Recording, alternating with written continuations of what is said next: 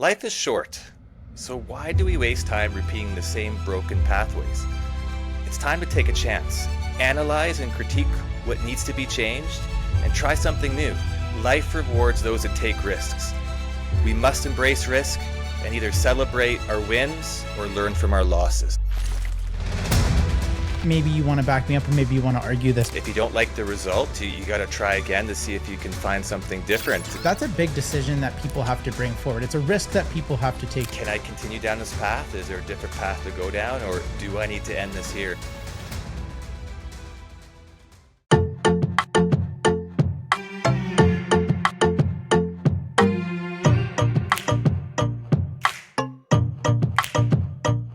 This is Elemental Conversations, where leadership isn't just talked about, it's tested.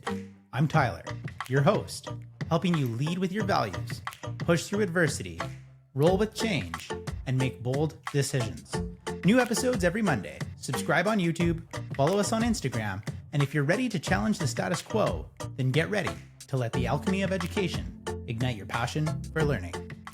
Fire, earth, wind, water.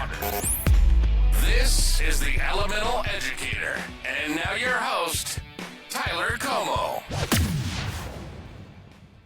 Today, we're joined by Mitch Zuvela, an educator whose passion for transformative learning has taken him from classrooms worldwide to the forefront of e-learning innovation.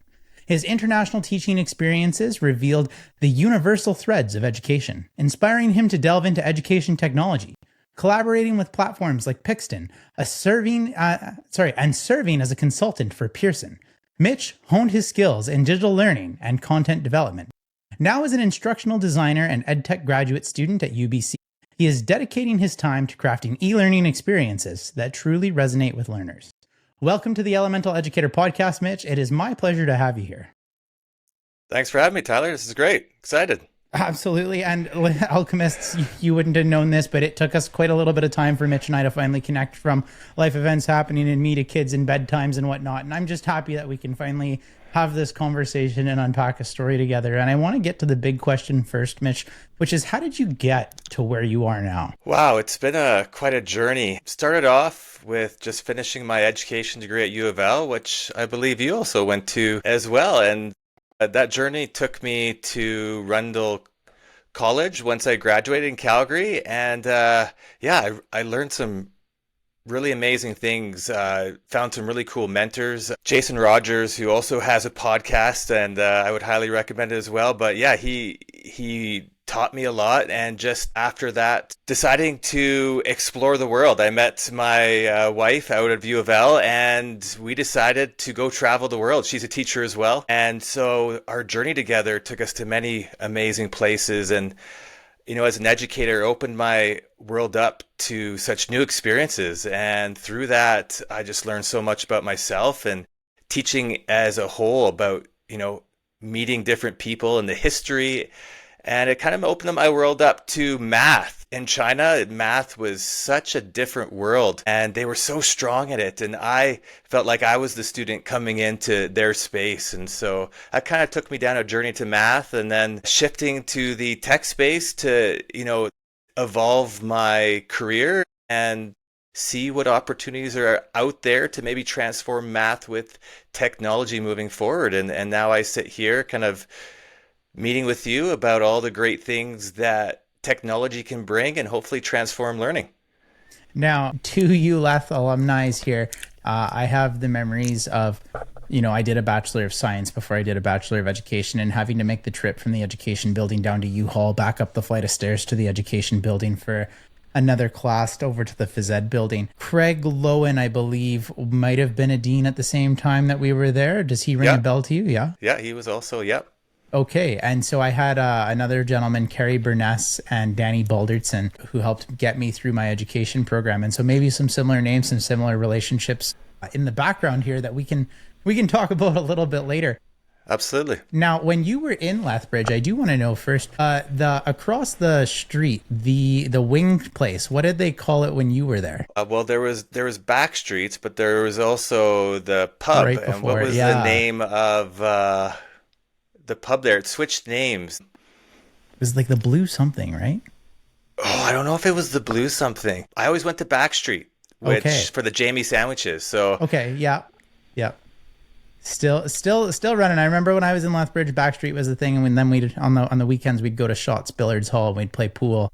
Sundays it was $10 all you could play, and it was the place to be. And I loved Lethbridge for the community feeling there. Now on top of that, we all get into education for one reason or another, and usually it comes down to something we value and something we're driven by, and usually people that are in education also happen to find partners that are in education. And I want to use a part of your story to segue us to the first segment in our show, which is all about the values, and it's our earth element. Our first segment here is Grounded Moments. 3, 2, 1. Rooted in wisdom, driven by purpose. Welcome to Grounded Moments. And to build some momentum here, Mitch, we are going to play a game. So our first game is called Principle or Preferences. So I am going to give you a general statement that is either going to be a principle, which means you think everybody should adapt and live by, or whether it's a preference, meaning it's something that can be selective, okay? absolutely. All right, let's test your leadership instincts. You only get one word, principle or preference. All meetings should end 5 minutes early. Preference. Staff should be involved in every major decision. Principle. Every workplace needs a playlist. Preference. It's unprofessional to text a colleague after hours. Principle. Leaders should show vulnerability first. Principle. A personal mission statement is essential. Principle. Digital calendars are always greater than paper planners. Principle. Summer PD should always include snacks. Principle. You should never hit send without rereading. Principle. And staff should pick the retreat activity, not the admin. Preference.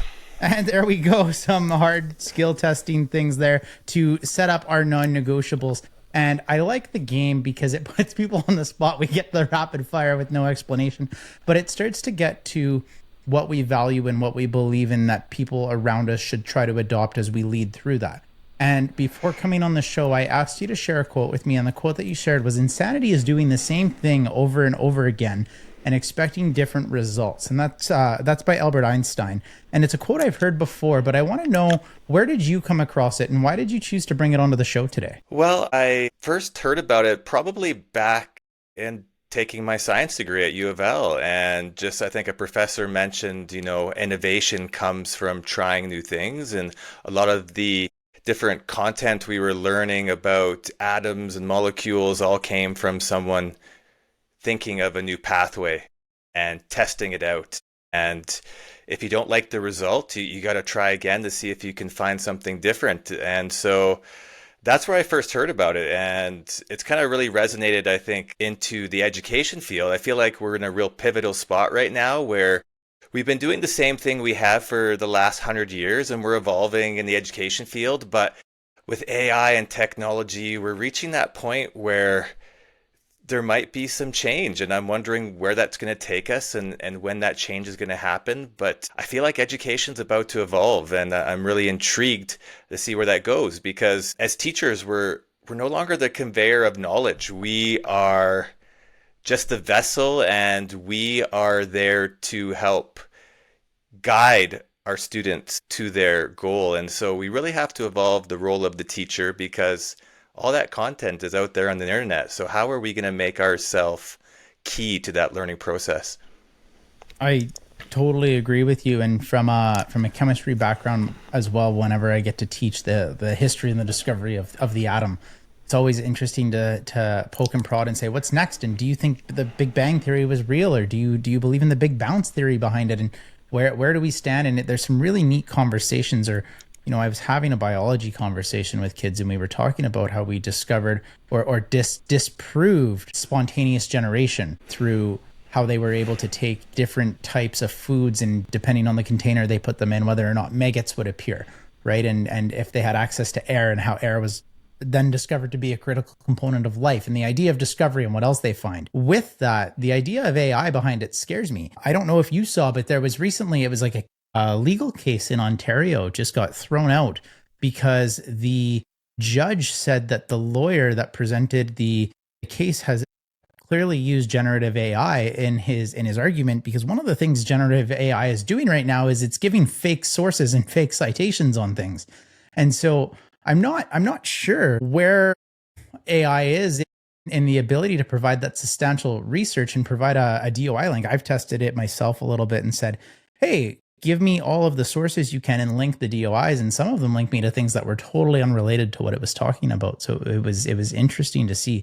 So I'd love your perspective on how you see AI fitting into education, but also coming back to your quote, how does it show up for you in your workflow with e-learning? Yeah, well, I think when we are looking at integration of technology and AI, we're close. When we use things like ChatGPT, which is a very generative, look into what AI can do, there are some companies out there, and I don't know if you heard of them, called 2-Hour Learning, but they're creating a framework for gaining data off of what kids are doing to interacting and honing their AI chatbots. And I feel like moving forward, it's really important that we understand that we're getting really close. And so to stay ahead of the game, we have to be planning ahead of how we can make those better choices. And my feeling is that we really have to look at the big picture, because when we allow AI to take hold of different steps, we really have to understand what it's going to be role in our decision-making process or reaching that goal. So we don't want to let AI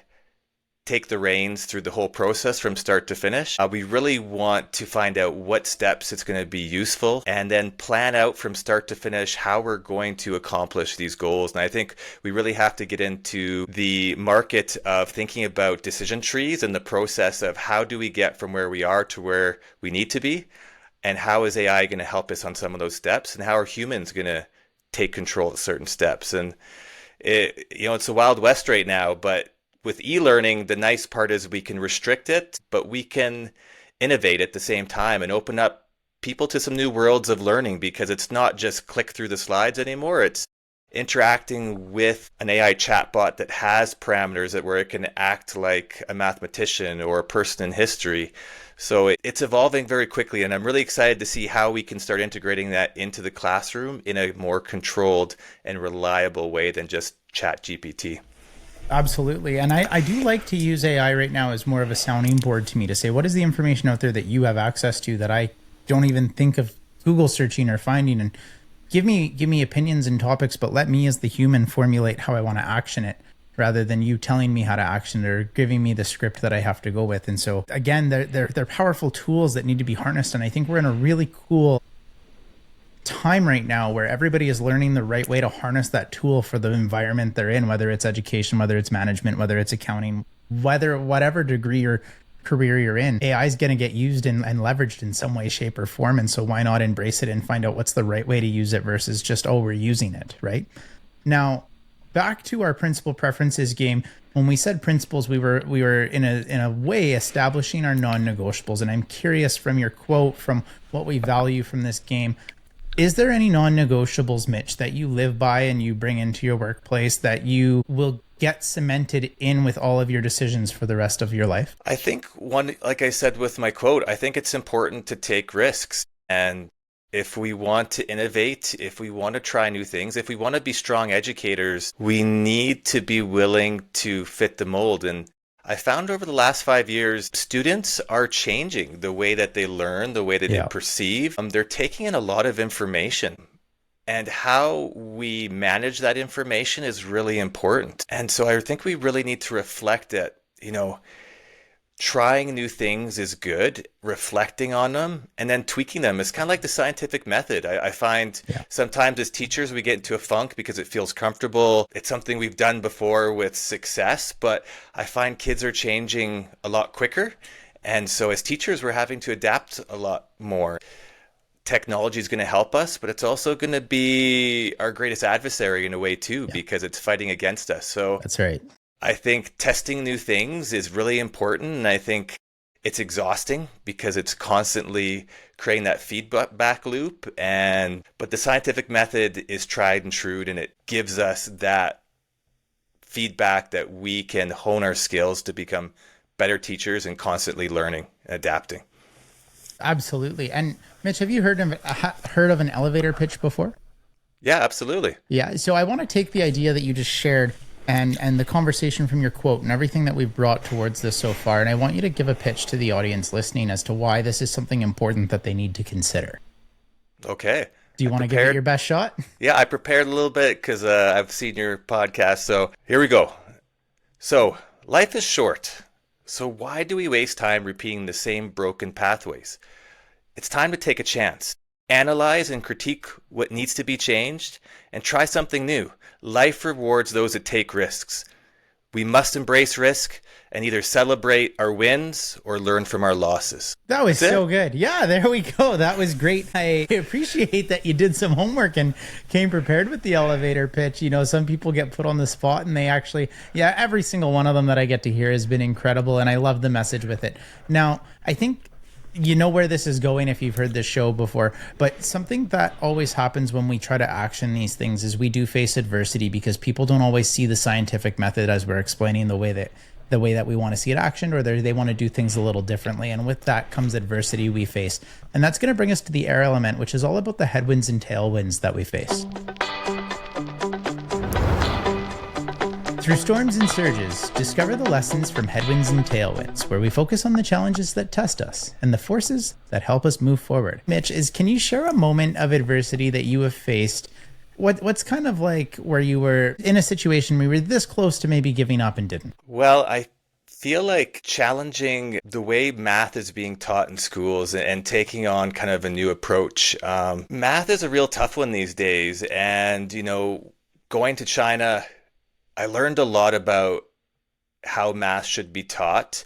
And for them, it's just a totally different world. Their frame of mind, the way that they approach it, they look at a lot of proofs and they really load at the beginning the ideology of understanding the framework of math. And coming back to Canada, it was different because we approach things differently. And so I decided I was going to spend some time challenging the math world and how we approach math and look at things a little differently. It's been really difficult because I've been able to do some really positive things and make some really big changes, but also to make big changes in the math world on the greater scale is very difficult. I've talked to some people like Joe Bowler, and making headway is really tough. And she told me she's had death threats and to change the math world is a really controversial idea right now. And so,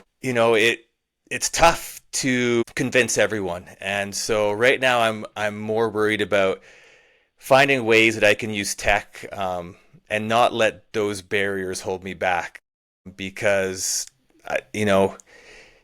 you have to find, again, different ways to get around barriers. And when you're met with that barrier, you got to try something new. And I think there's some worlds of math that can open up, and technology might give me that mechanism to be there. But, getting really close to a book deal and them saying, is this information tried and true and tested? And where's your empirical research? And me saying, well, okay, what do I have to do that? And realizing, going back to university, starting a master's, looking at how I can do this was maybe a path that I have to follow. So I think the big thing is asking questions. So, when you come across a barrier or you're almost going to give up, you need to ask questions to clarify, to figure out, can I continue down this path? Is there a different path to go down, or do I need to end this here? And sometimes there's no harm in deciding that I've gone on my journey and this is where it's going to end, and I'm going to look at new paths. And so, yeah. One of the things that I really liked that you said was a new approach. And I want to get into what that new approach is.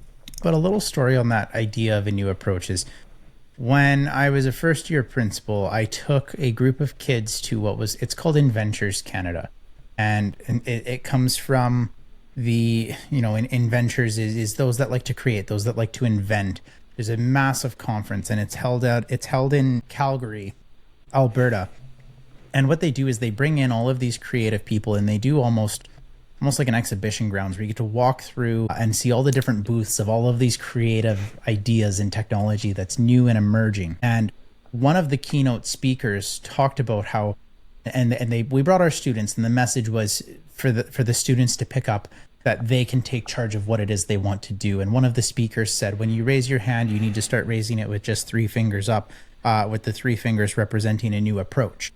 And it's not that you are seeking a question. It's that you're seeking a new approach and a way to do something. And so every time I hear somebody suggest new approach, it makes me think back to that story. Now, with that new approach that you're talking about, I'm curious because with the consulting from Pearson, is there a relation to your work with Pearson and the mathology that we're starting to see in schools, or are we on a different track here? What is it that you picked up on in China that you noticed was different? Yeah, no, with Pearson, I did some content editing with them for mathology. So just providing the feedback that I had learned and looked at kind of what they had developed and just little ways to tweak it. And when I was in China, the big thing is building up those processes that define math. And we kind of don't understand that math for school was developed as a way to help young teachers and also, students who were reaching graduation, which was, when they were 14 or 15 or 16, get prepared to go to university to learn commerce. And so it was a real mix of two kind of worlds of the base 10 system and rational numbers, where they're kind of two different worlds that don't necessarily work very well. But for commerce, you need to know how to use them. And so in China, they really taught me the idea of proofs, understanding the proof before you go in to solve the problem. And they also really talked about the balance, the yin and the yang of opposite operations. So understanding multiplication and division, understanding addition and subtraction. And at the school age, kids can answer their own questions. They can correct their test, because if they're trying to solve 2 plus 7 is 9, if they can understand that process, A plus B equals C, we got to teach them the process of the inverse, C minus B is A, and checking their work and understanding it doesn't matter what the number is. The principle is the algebra, and the A plus B is C, and That's it's right. inverse. And so I think as a foundation, building up that fluidity where kids understand that forward and back, everything in math that can be done can be undone, and really giving them that power to critique their own work. And there are so many places that we don't realize it really fits in with science as well, as all the math that we're doing nowadays is really real world math. Like, it's not really using just numbers, it's using real world math. And with real world math, there's units involved.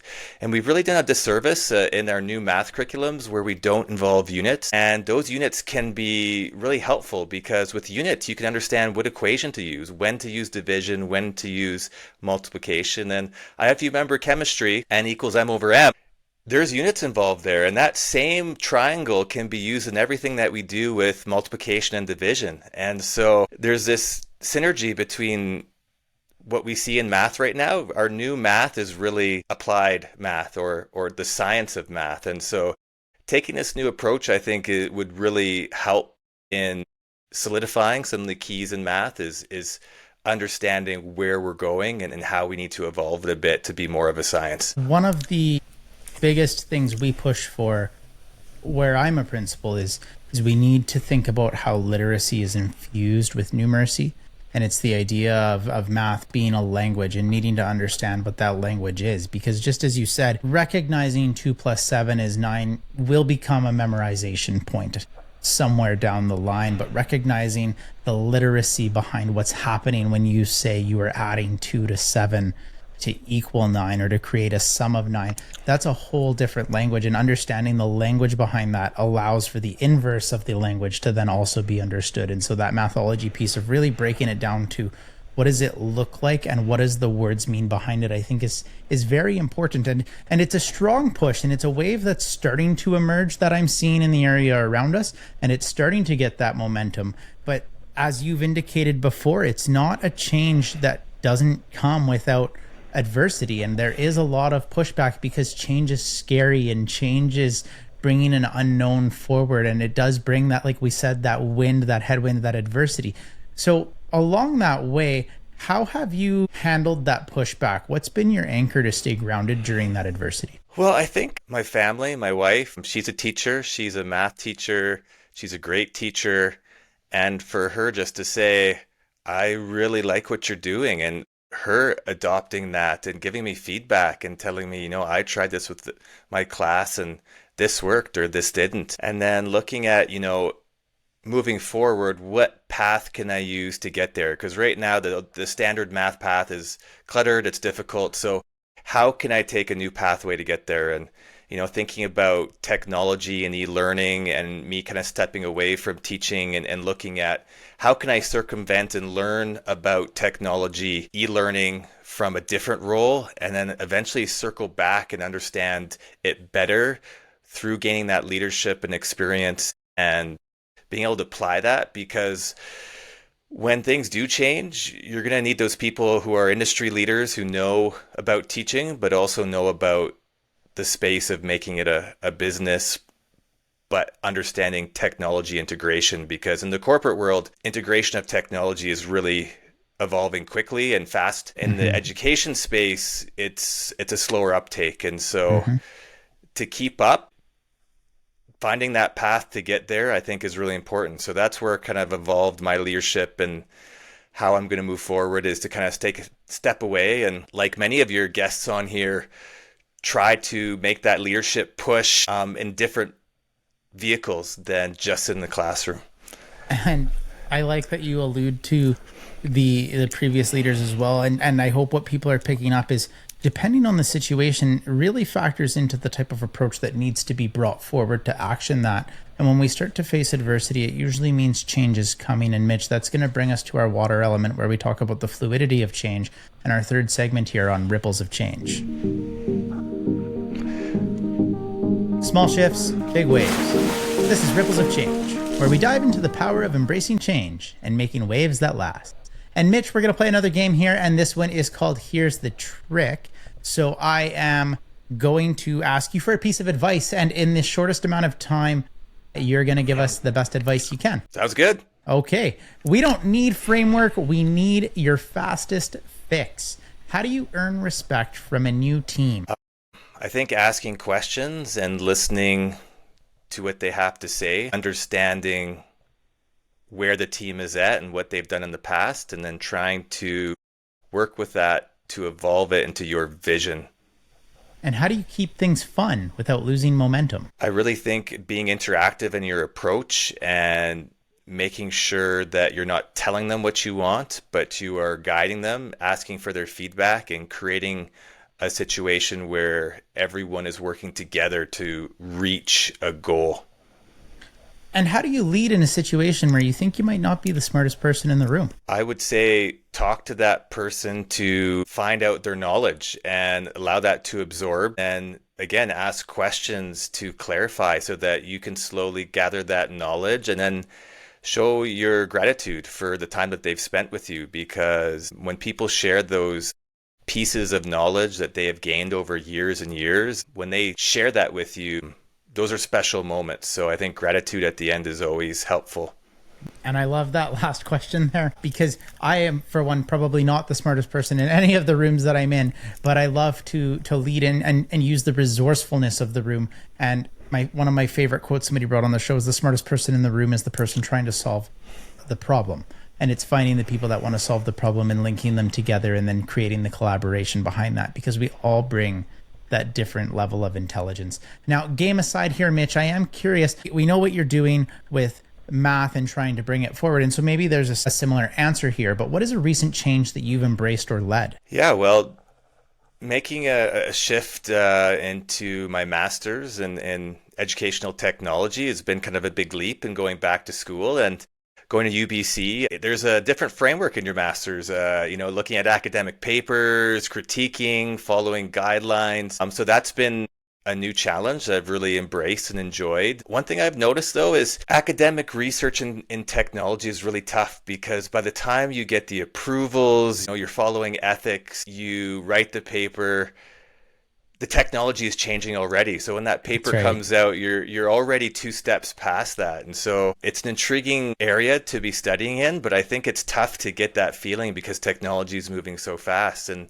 through that, evolving and moving into, this new space as an instructional designer, and taking all that experience that I've gained over the years as a teacher, working for different companies as a consultant like Pearson and Pearson, and really honing that into tangible outcomes that companies or EdTech can use to achieve their goals. Because It's yeah, it's a different world. The tech space is a lot different, and I think maybe there's teachers out there who are thinking about it, who are a little afraid of taking the leap. And you need to go onto LinkedIn and start creating your profile and thinking about websites and thinking about creating your presence and going to things like innovation. That's, I was thinking about going to that. Actually, that was a few weeks ago that they held that, and going to other tech conferences. And it's a little bit of a shift, because in the classroom you're a teacher, and then you go to these conferences and you're CEO. And I was a little intimidated to start, but I realized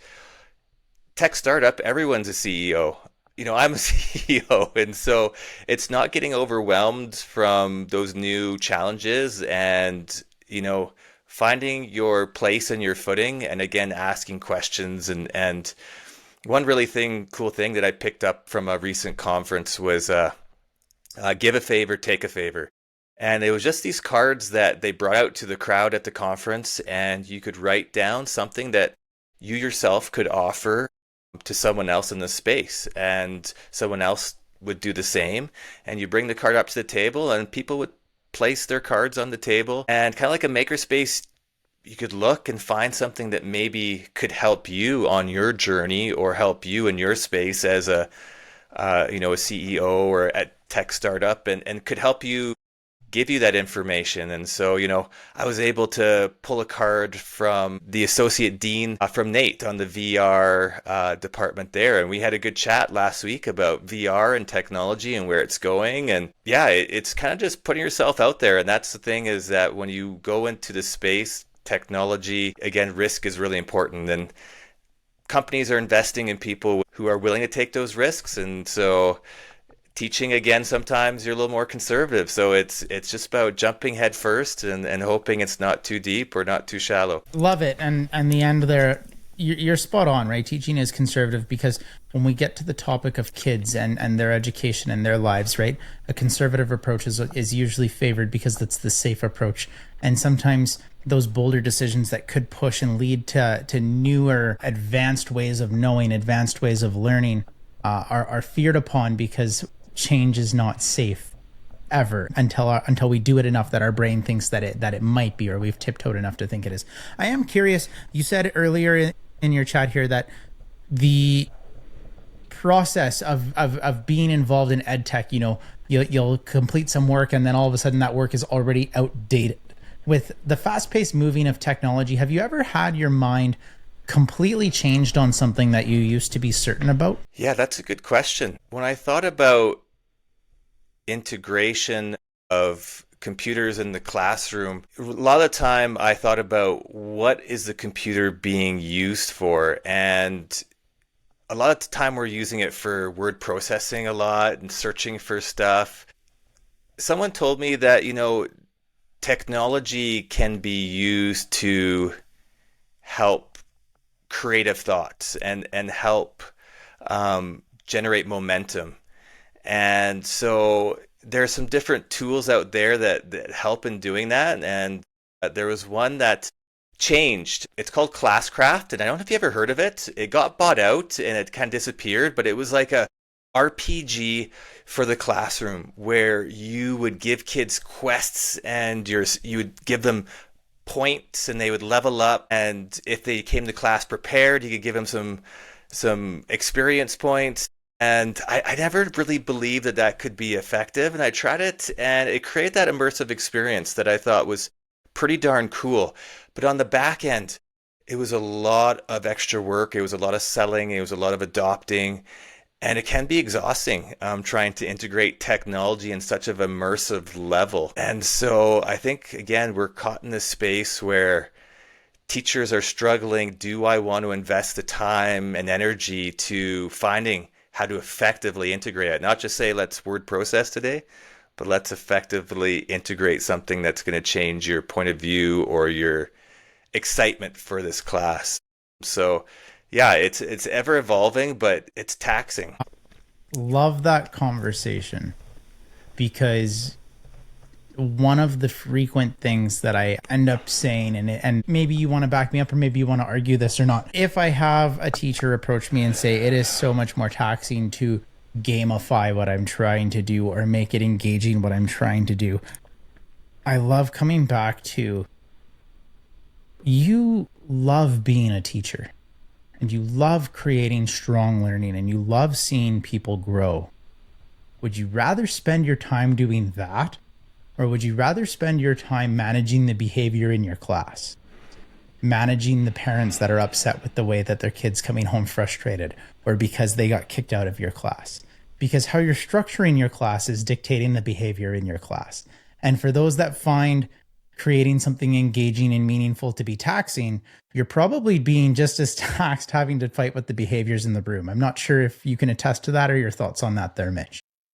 Yeah, absolutely. I think that's a great point in that if you are connecting with your kids in that way, you're taking some of the time away that they have to be thinking about other stuff that might be distracting. I think really having to get out there though and explore, there's so much technology out there, and what's really going to hit home the most. Because I have to say, in all my experiences, every teacher would probably have a piece of technology or software that actually is best suited to them. It's almost like matchmaking. If you could have, Yeah, that's right. a Tinder for a technology that you were swiping left and right on, I think there would be a different match for every person, because every person has a unique mindset and pedagogy and what they're seeking to accomplish, but also their own personal preferences and values. And that's the tough part, is that when you're seeking support from other teachers, if not everyone is using the same technology, it can be confusing. And as I think for the principal, a lot of her feedback that I've received is, we can't be using 16 different pieces of software, technology, or programs. It's just not viable,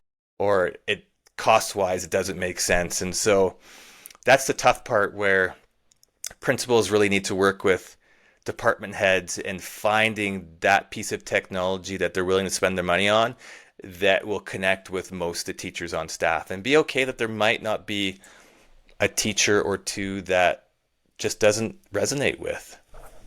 That's totally right. Spot on. And there's $1 million app idea out there for somebody that wants to create a swiping app for ways that teachers could match maybe pedagogical practice. It's been coined before, because when we had our first kid, my partner and I, we downloaded a very similar app, but it was for baby names, and a name would pop up, and if we both swiped the same way, it told us we matched on the name, and from our match list we could pick which one we probably wanted to go with. We went with nothing that was on the list anyway. But those things exist out there, and it's so cool to see where technology is going, and if there is a way to gamify it, and gamify it in a way that's free, because you're absolutely right, that software can get expensive if we're buying 16, 20 different platforms to individualize it for the teachers, because everyone's different. That can be a barrier to incorporating technology in the future. Now, with that though, the message behind what we're trying to get at is there's always a new approach. There's always a new way to look at something. And the way that you're trying to push that new approach to math, we're trying to do a positive change here, and we're not quite at the point where it's stuck yet and it's becoming a part of culture. And that means we're at the stage where we're coming down to the first steps that people need to be taking. So Mitch, what are some of the first steps you would recommend people take in trying to implement this new approach? Well, I think the big thing they need to understand is that, like I said earlier, the foundation or building blocks is built into everything that we do. And so when we look at the whole process of math, it's just looking at the understanding of what the foundations of math are, and not being afraid to go out there and seek a little understanding ahead of maybe working with your child or working with your class. I think the one thing that I really struggled with probably in my entire teaching career is when a parent would come and said, I was never good at math, and so I don't know how my kid is going to be good at math. And it really hit me in the heart, because when that was said in front of their kids, the kids I could see felt that there was a genetic deficiency, that there was no point. And then it made it really like the barriers to overcome when that was said were enormous, because not only are you trying to teach a subject, you're trying to overcome a personal belief that they have now. And so I think building that confidence is important, but giving them the power that they can grade something themselves, or they can find the answers. I like to tell the classes before, a real mathematician can mark their own tests, because they're not guessing, right? When you say 2 + 2 is 4, that's a guess, right? But if you check it and say, well, 4 minus 2 is 2, that's some proof now. Okay, we're getting on the right track, because every good mathematician who's writing proofs has to check those proofs and prove them to be real. And any guess needs to be backed up with sufficient proof. And so when kids realize that they have that power, it's not just a guessing game, and that the parents are there guiding them and telling them that they can do it and there's nothing that they can't do, and teachers doing the same. I think having that team approach is really important, and just that basic understanding of, how do we build a strong foundation with core mechanics and math, and not just guessing and then giving a check mark for a good guess. Education aside, in any setting, people get so offended when you ask, can you just prove it? Or can you prove to me how you know this? Or can you show me the right way to, or how you can confirm this and validate that response? People get offended and defensive when that question comes up. But a good first step to helping people fully understand the literacy behind things is to have them prove it. And so to ask for that proof, whether it's a math class, whether it's another business setting, it actually gives you the validation and support to stand behind it and say, this is something I can attest to because we know it works. It's a fact. It's proven. So it's shifting the mindset behind using the phrase of, can we prove that? And so I love the comment there, Mitch. And that's a big decision that people have to bring forward. It's a risk that people have to take because it's different. And with that, it's going to bring us to our fire element in our final segment here on Spark or Burn.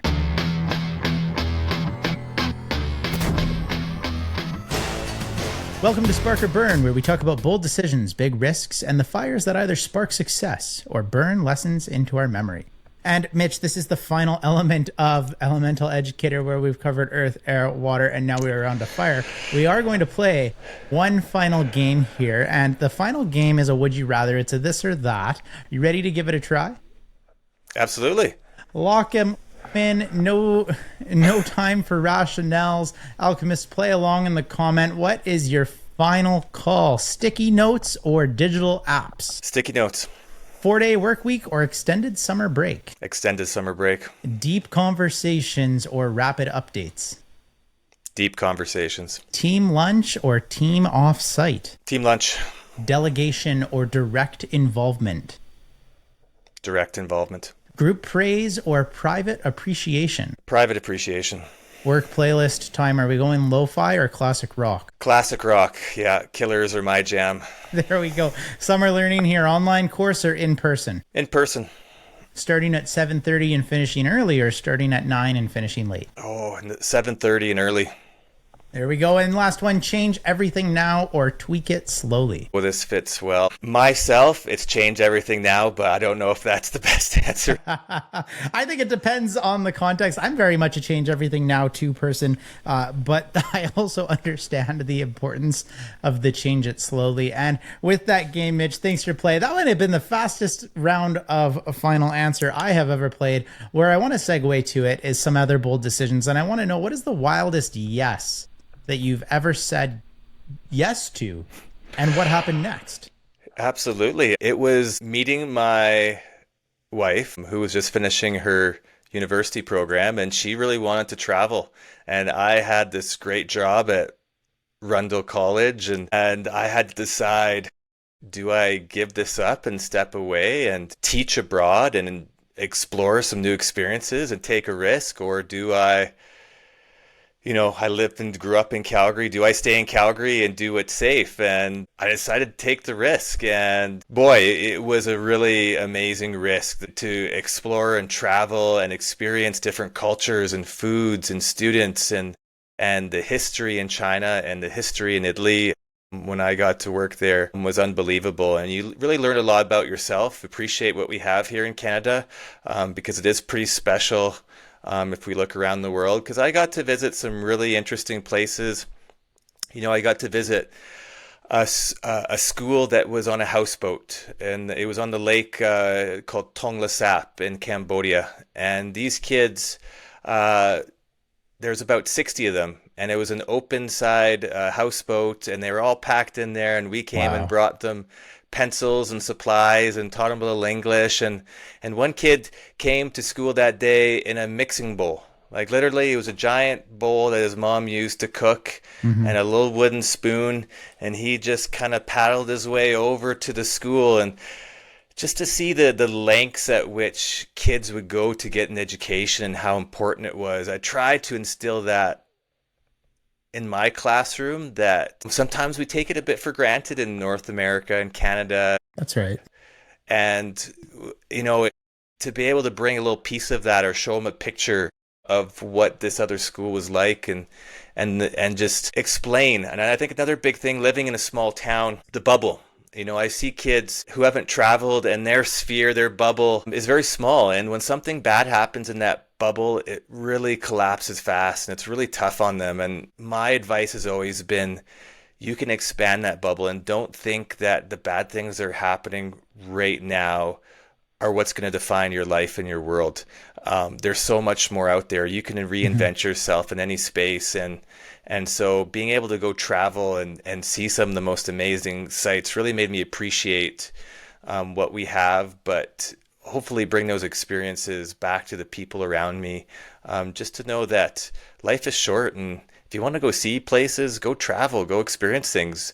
You know, me and my wife had an exchange that was supposed to happen to Australia, where we exchanging houses, we were exchanging jobs, and the big wildfires were happening in 2019, and we were thinking, oh, start of 2020, are we going to be able to go? And oh, they passed, and then all of a sudden something called COVID-19 comes along, and we were thinking, oh, it will pass, but it didn't. So we never got that opportunity. We really missed it. Sometimes, again, taking risk can have big rewards. And not only did I gain that great experience, we got married and we have 2 great kids. So it was a big risk that paid off and is reaping its rewards right now. And congratulations. You know, the journey sounds incredible. And one of the things that stood out to me, you didn't say it directly, but you really notice the sense of urgency that people will have to get things done. And it's hard to explain that urgency in Canada, in most of North America, because it's not existent. There's not something to be urgent about. And one of the easiest ways to equate it to is with sports. And you'll often notice that a sweep in a playoffs, whether it's basketball, baseball, hockey, it's a very difficult thing to do.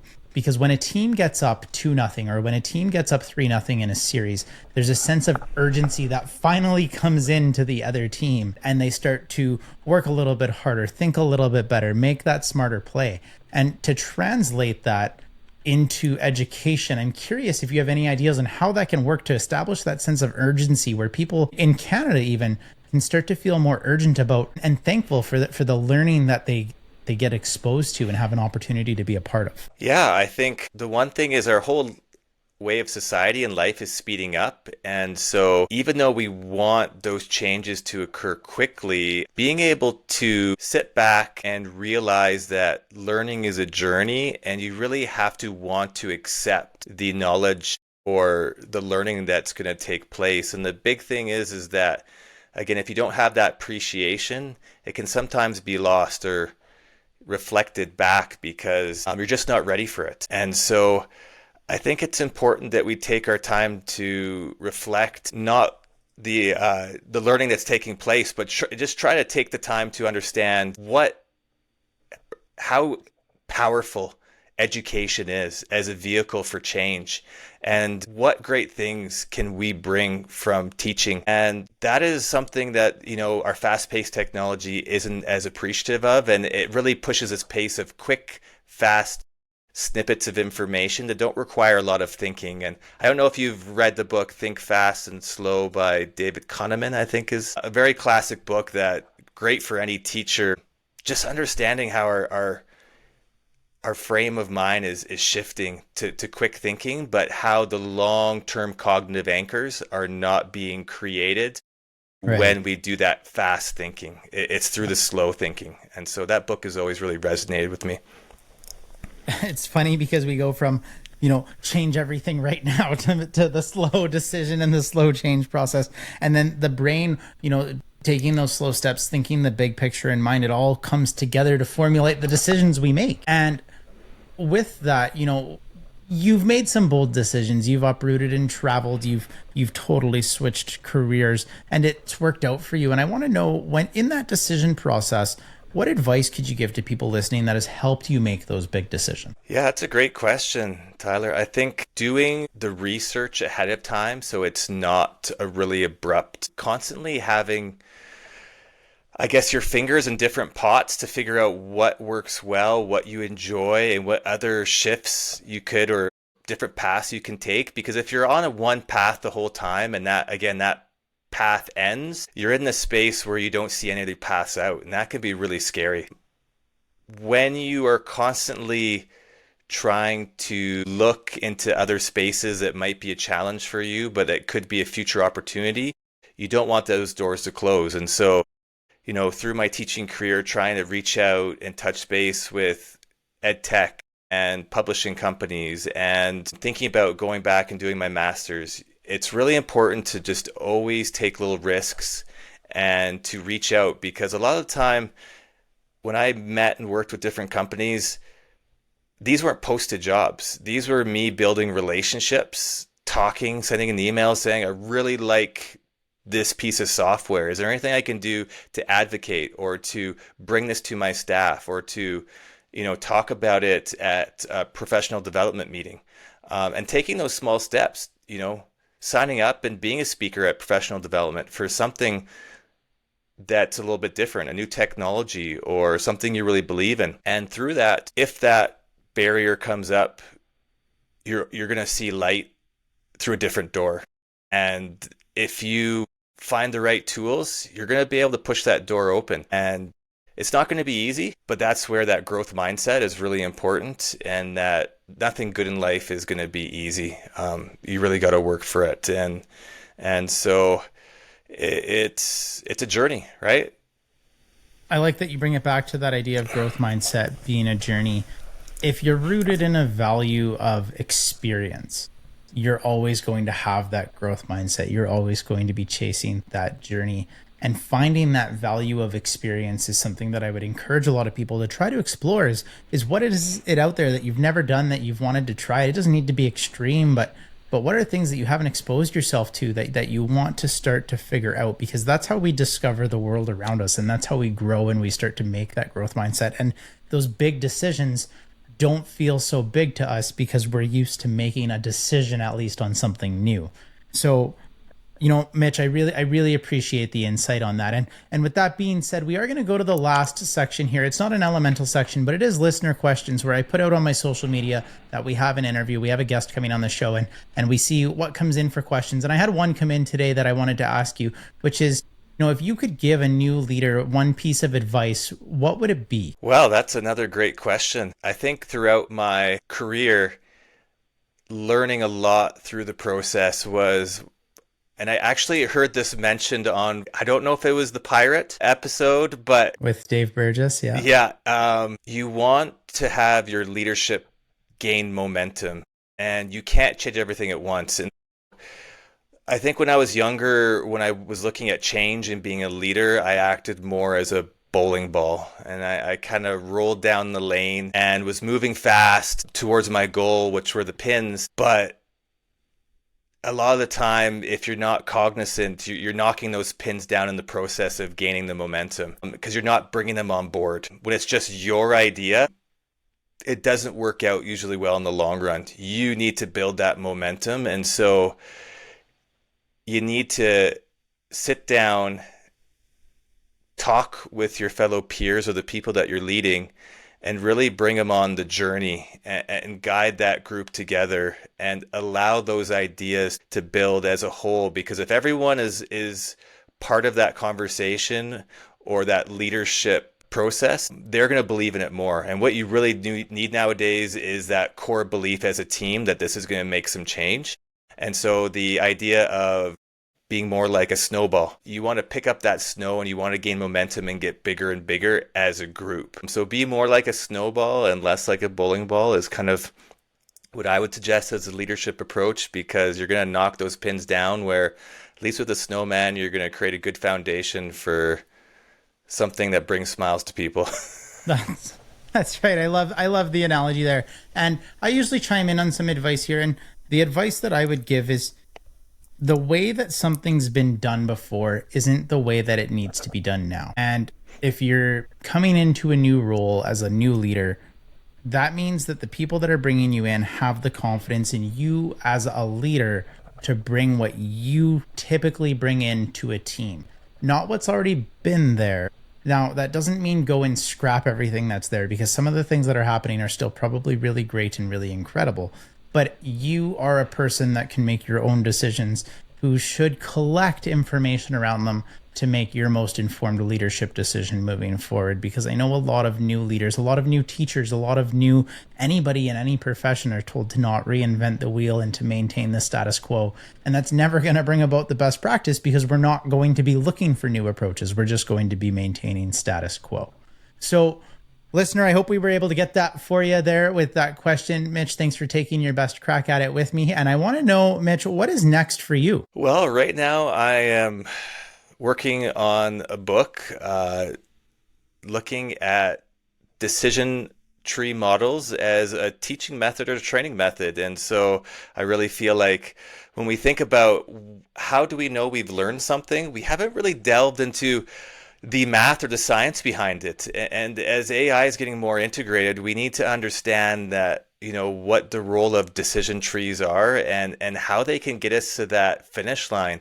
And when we reach barriers, what's another pathway to get there? And so, I feel like it's going to be a challenge, working on that with my masters and, exploring this new world of instructional design with some of the projects I'm working on with a few companies has been really rewarding. So I'm really excited at this new opportunity for leadership, because the corporate space is looking to innovate really quickly right now. And so with all those things going on, I can really take in that knowledge, but also gain a lot of knowledge. And already on this career path, I've been able to learn a lot from people in the tech space and EdTech space. And those are the type of things I don't think I would have got being in the classroom from just dabbling here and there. So yeah, onwards and upwards. That's exciting stuff, and I can't wait to see where the journey goes. Mitch, how can our listeners get in touch with you if they want to explore more? Absolutely. They can check out my website, launchpointlearning.ca, and there they can learn a little bit more about me and some of the different services that I offer. And even if you want to touch base with me on LinkedIn and talk about teaching, you can find me, Mitch Zuvela, on LinkedIn, and I'd love to chat and just talk about pedagogy or anything to do with education. Alchemists, as we wrap up our episode with Mitch Zuvela, I just want to take a moment and share my appreciation for your listenership. You're the reason you're here. You are the inspiration for the show, and I hope our journey today sparks some points of interest for you. To dive deeper, make sure you're subscribing to our monthly newsletter for scholarly insights, actionable strategies, and an in-depth analysis of each episode. Just reach out in our Instagram DMs for the link. And Mitch, thank you so very much for taking time out of your schedule to connect, collaborate, and empower us all through your lived experiences. Thanks, Tyler. Thanks for sticking around to the end of the show. If you have feedback, a suggestion, or just want to start a conversation, fire off an email to me, tyler@elementaleducator.com. I actually read them.